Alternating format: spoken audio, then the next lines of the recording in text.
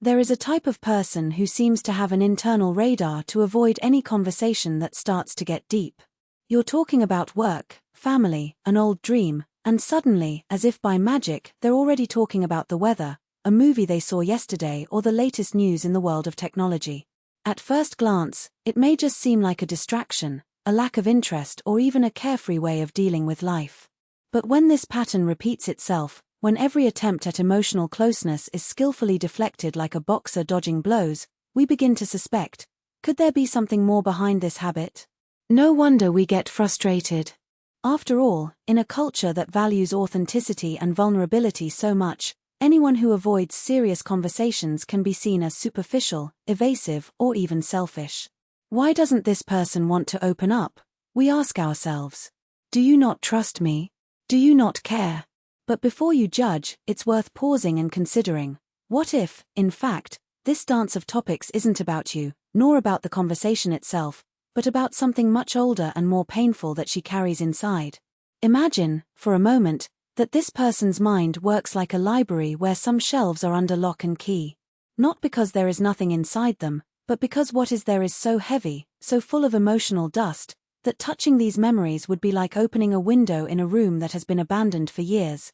The air that comes in can bring relief, but it can also stir up a storm of things that she is not prepared to face. Maybe in the past she tried to talk about something important and was ignored. Maybe she opened up and was judged. Or worse, perhaps you shared a pain and, instead of finding acceptance, you were met with an awkward silence or empty advice like it will pass. The brain then learns the lesson: if I don't bring this up, I won't get hurt again. And so the master of changing the subject is born. Not out of malice, but out of survival. Each detour is a protection mechanism, a way of keeping emotions at a safe distance. It's as if, deep down, she knows that if she allows the conversation to delve beyond the surface, she will have to face not only her own wounds, but also the fear that, once again, no one is really willing to hold her hand while she shows them. But it's not just fear that drives this behavior. There is also a question of control. When you change the subject, you control the direction of the conversation. You decide how far it can go, what can be revealed, and what must remain in the shadows. For someone who has felt too vulnerable at some point in their life, this feeling of mastery is comforting. It's like driving a car with your hands firmly on the steering wheel, knowing that, at any sign of danger, you can turn around and go the other way. The irony: the more she does this, the more people around her start to give up trying to get close. And so, without meaning to, she ends up creating exactly the scenario she fears most: loneliness. It's curious how, often, these people are the ones who observe others the most. They notice details, remember important dates, notice when someone is sad, even if they don't say anything. They are excellent listeners as long as the focus isn't on them. This is because, for them, caring for others is safer than being cared for. After all, if you are always giving, no one will notice that, inside, you are silently asking for help.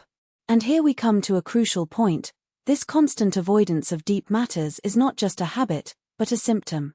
A symptom that, somewhere in the past, this person learned that being truly seen is dangerous. That being known is risky. That being vulnerable is the same as exposing yourself to being hurt. And, in a world where everyone seemed to be screaming for attention, she chose the opposite path: strategic silence, vague answers, smiles that give nothing away. But what happens when this strategy stops working? When people around you, tired of knocking on the same locked door, start to move away? When even superficial matters begin to dry up, because, deep down, no one can stand to live forever on the surface? It's at that moment that the loneliness she feared so much knocks on the door. And then, she has two choices: keep running away, increasingly alone, or dare to open one of those locked shelves, even if just a little. If you are one of those people who always changes the subject, no, you are not cold, nor disinterested, nor selfish. You are someone who, at some point, learned that protecting yourself was more important than connecting.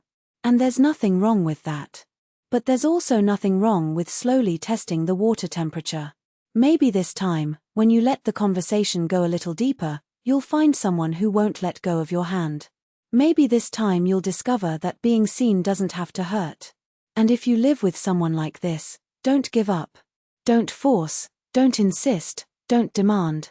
But don't give up either. Sometimes what that person needs is not someone to forcibly break down their walls, but someone to stick around even when they change the subject for the 10th time. Because deep down, what she fears most isn't the conversation itself, but the idea that if she finally opens up, no one will be there to listen. Life is made of layers, and some people take longer to show theirs. But when they finally do, it's usually because they found someone who was worth the risk. And that, my friend, is the kind of connection that not even the best of superficial affairs can replace. The art of allowing yourself to be seen, without fear of breaking. What if I told you that the biggest fear is not being abandoned, but being truly known? Not the edited version, not the impeccable facade, but the one you who laughs until you cry at silly memes, who keeps a playlist of sad songs for rainy days, who has called someone at 3 a.m. just to hear a voice. This you that we often hide even from ourselves. Because here's the uncomfortable truth. We are not just what we show, but also what we leave out. And when someone changes the subject for the 3rd time, when they avoid looking into each other's eyes when talking about feelings, or when they turn a deep conversation into a joke, it's not necessarily due to disinterest. It's because, at some point, they learned that being seen completely was too big a risk. Think about the people you admire for their strength. Those who seem unbreakable, who never ask for help, who solve everything on their own. Now ask yourself, what did it take for them to get here? How many times have you swallowed your tears in the bathroom at work? How many nights have you pretended to be fine on the phone while your chest hurts? The armor you envy may actually be a glass prison, transparent enough for everyone to see your silhouette, but too thick for anyone to touch it. And the worst? We get used to it. Little by little, we confuse self-sufficiency with loneliness, independence with isolation. We come to believe that needing someone is weakness, when in fact it is the most human thing there is. A newborn needs to be held. An adult needs hugs. A broken heart needs time and sometimes a hand to hold. There's no shame in that. But then comes that moment, the one you don't expect, with that person you didn't imagine. You're talking about something trivial, a movie, a trip, and suddenly the conversation turns a corner without warning. Suddenly you're talking about the time you cried on the subway, or the fear you have of not being enough, or the longing that still hurts after years. And then, everything happens. The world doesn't collapse. The person doesn't laugh in your face. She just stays. And listen. And when you finish, she doesn't say that's nonsense or you're exaggerating. She says, I understand. Or me too. Or just shake your hand. It's at that moment that you realize, the danger was never being seen, it was being seen by the wrong people. Because when you find someone who doesn't run away from your chaos, who isn't afraid of your shadows, who looks at your scars and says they're part of you, then you understand that vulnerability is not a weakness, it's an invitation. An invitation to be loved not despite your imperfections, but along with them. And if you're the type who always diverts the conversation, who laughs when the topic gets serious, who prefers to listen rather than talk about themselves, I'm not judging you. I just want to remind you that you are not an island. You are an entire continent, with deserts and forests, storms and auroras. And there is someone, somewhere, who doesn't just want to visit its sunny beaches. Someone who wants to explore everything, even the abysses. So the next time you feel that lump in your throat, that urge to change the subject, take a deep breath and try it. Talk about what hurts. Tell the story you've been holding on to for years. Because true connections don't come from small conversations, they come from someone looking at you and saying, I carry this too. You're not alone. And if you are on the other side, if you are the one who stays, the one who listens, the one who doesn't give up, know that this is an act of revolution. In a world that teaches us to be quick, superficial, and disposable, choosing to remain is courage. Choosing to listen is love. Choosing not to give up is saying to that person, your fear doesn't scare me. Your pain doesn't keep me away. I'm here. Because at the end of the day, we don't remember the people who gave us ready-made answers. We remember those who sat with us in doubt, who held our hand while we trembled, who told us, I don't know what to do, but I'm not leaving. So today I invite you to an exercise. Let someone see you. Not the polished version, not the Instagram profile, not the automatic okay. Let someone see what pulses beneath the skin. And if you don't know where to start, start like this. There's something I've never told anyone. And then wait. Because the magic is not in being perfect. It's about being real. And be real. That's rare. Now that's brave. Now that is love. Now tell me, what is the thing you are most afraid to share? Comment here, I promise this space is safe. And if this text made sense to you, share it with whoever needs to hear it today. Because sometimes, the person who needs a word most is the one who never asks. Until the next reflection. And remember, you are not too much. You are human. And that's enough. Yellow heart. The thing you're most afraid to share isn't a secret. It's a door. And not just any door, it's the one that creaks when you open it, that lets in a light that burns your eyes after so long in the dark. It is the door that, once opened, cannot be closed without something changing. Because some truths are not made to be kept, they are made to be released, like birds that we fed in the palm of our hand until they were strong enough to fly. You know what yours is. That subject that, when it grazes the surface of your mind, makes your chest tighten as if someone has pulled an invisible thread attached to your throat. It's not just fear of judging. It's fear that, by saying it out loud, the thing will take shape. Fear that, when seen, it will no longer be just yours and will also become that of the person who heard it.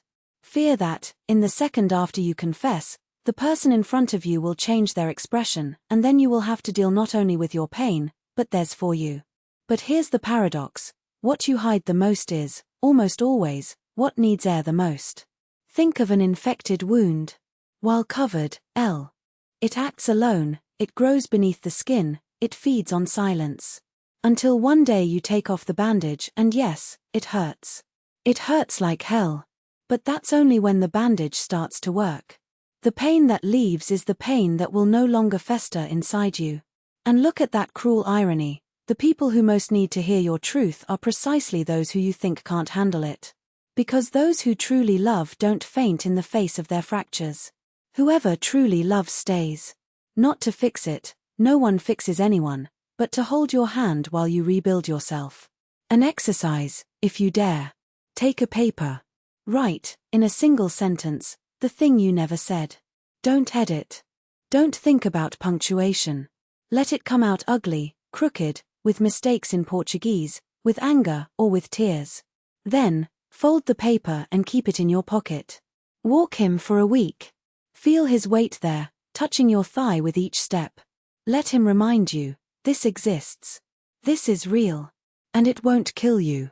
On the seventh day, decide, burn it, bury it, throw it in the river or give it to someone. But don't keep it any longer. Why is this so difficult? Because we were taught that being strong means not needing it. What love is not to bother.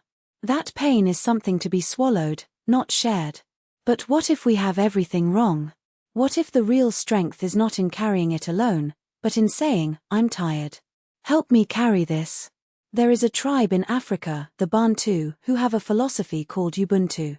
It means, more or less, I am because we are. In other words, your humanity is linked to mine. Your pain is my pain not so I can take it away from you, but so you know you are not alone in it. This is the opposite of what we learned. We learned that vulnerability is weakness. That asking for help is a failure. That crying is a sign that we are not getting it. But what if it's just the opposite?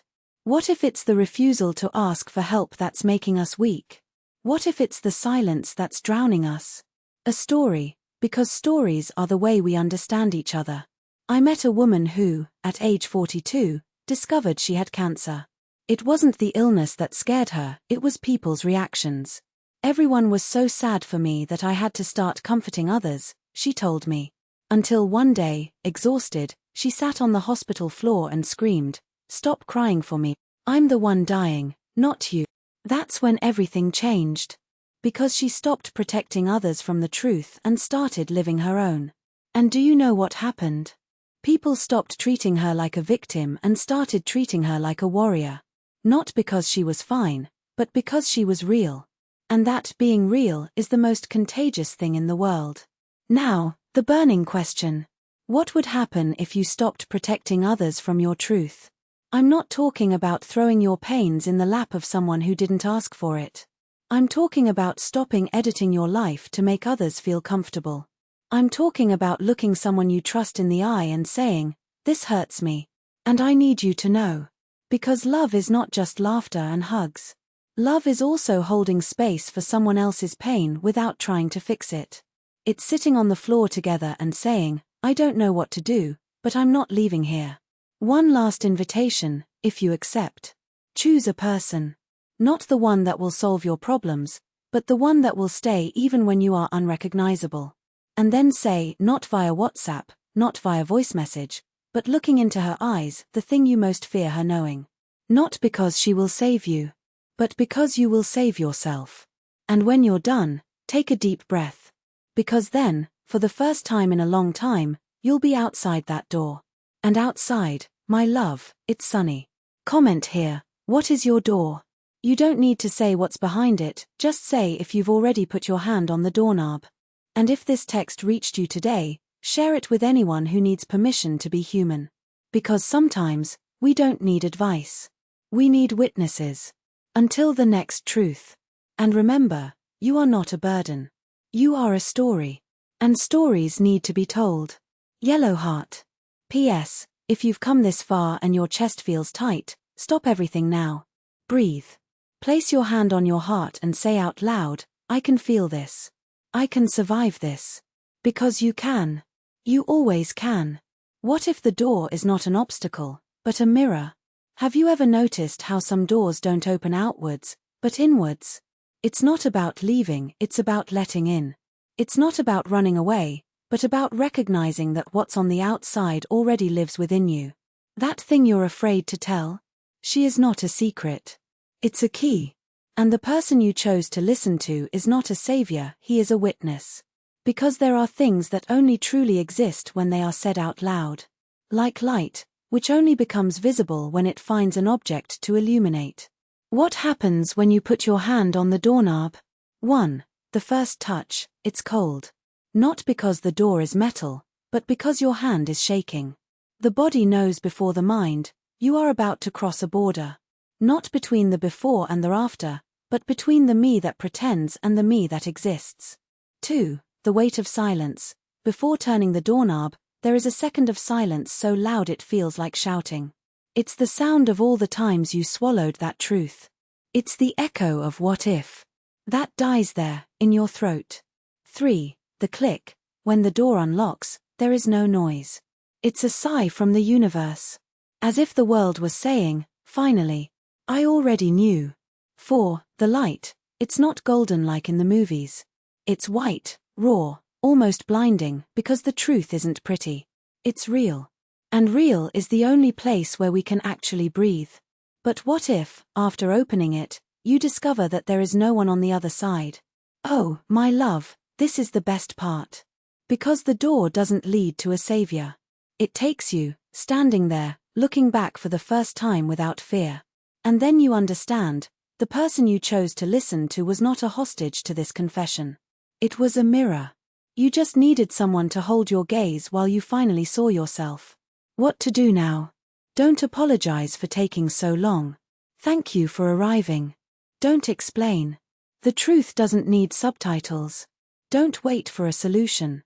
Some things aren't meant to be fixed, they're meant to be left to breathe. Look at your hands. They are empty now. Not because you lost something, but because, for the first time, it's no longer loading. Comment here. What was the last thing you said out loud that hurt but freed you? You don't need to tell me what it was. Just say, did you say it alone or did you have a witness? And if this text reached you today, keep it in your pocket. Not as a consolation, but as a reminder, the most important doors have no locks. They just wait for you to stop pushing and finally pull. P.S. If your hands are sweating just thinking about it, do the following. 1. Take a deep breath. The door isn't going anywhere. 2. Say out loud, even if it's to the mirror, I'm scared, but I can.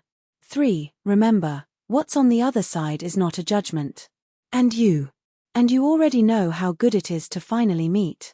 P.P.S. This text is not about courage. It's about tiredness. Because there comes a time when carrying a lie is more tiring than facing the truth. And today, if you needed permission to let go of the burden, here it is. Yellow heart. To reflect. We don't open doors to leave places. We open doors to enter ourselves. And that, my love, is the only way out that matters.